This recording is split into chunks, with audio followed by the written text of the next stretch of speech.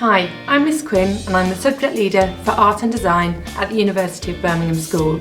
I'm going to talk to you a little bit about why you should consider taking art or photography at GCSE, what careers in the creative industries it might lead to, how it might be useful if you wanted to go into other areas, and what the difference is between the two courses and what happens on both of those courses. Why should you study art? Firstly, a really important reason is if you think that you will enjoy it.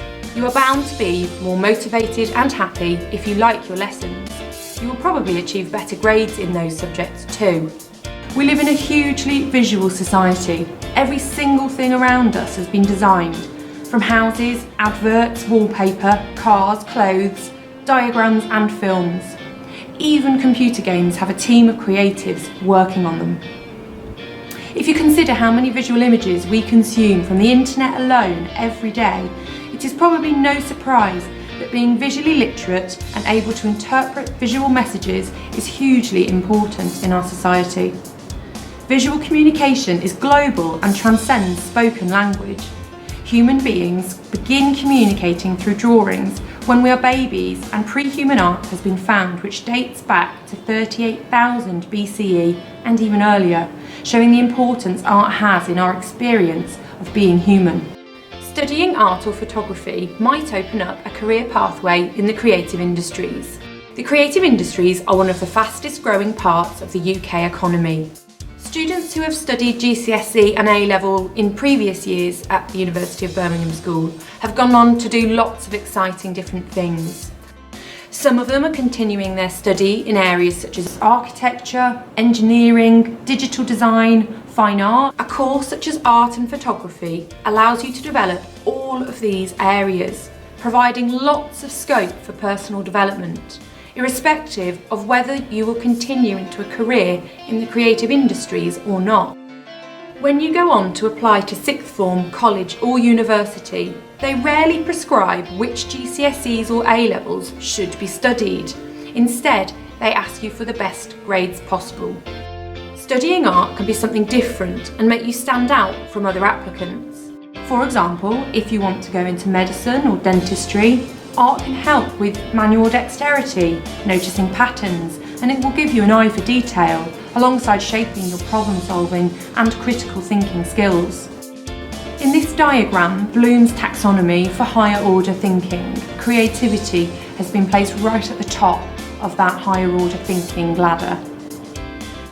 I'm now going to explain what happens in GCSE Art, GCSE Photography, and what the difference is between those two courses and how you might be able to pick between them.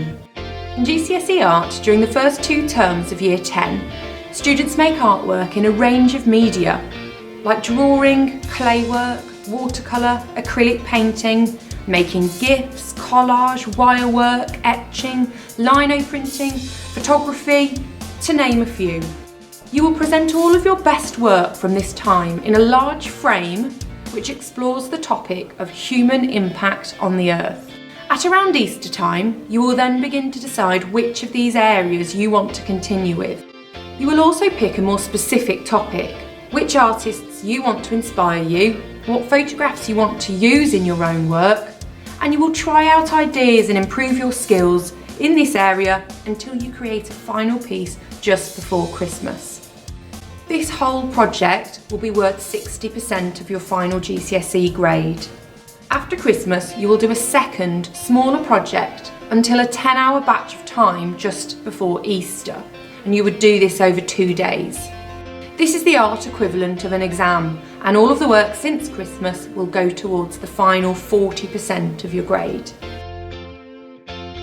Photography GCSE is structured in a really similar way to art, except that instead of doing the traditional, more hands-on techniques, you focus only on digital work. You begin photography by learning how to use our amazing DSLR cameras. You learn how to take visually pleasing photographs, you edit them, work on Photoshop, you learn how to use tablets to draw onto photos, and you film and edit on Premiere Pro to create things a little bit like music videos. You're inspired by professional artists who you learn from, and just like in art, you begin to specialise and work towards creating a final outcome during autumn of Year 11.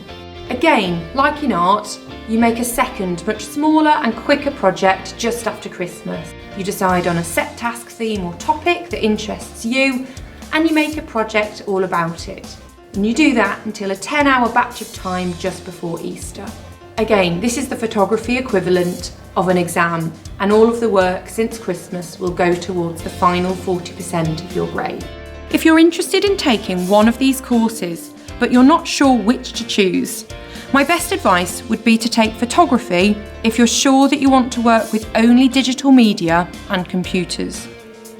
I would suggest taking art if you're interested in a more hands-on artistic approach. The art course does also include photography and is broader at the beginning, meaning that you can try lots of different things and specialise in your favourite area later. The arts develop the broader dimensions and character of the human being, alongside the development of practical and technical skills. It helps you to develop empathy and an in-depth understanding of the changing world around us.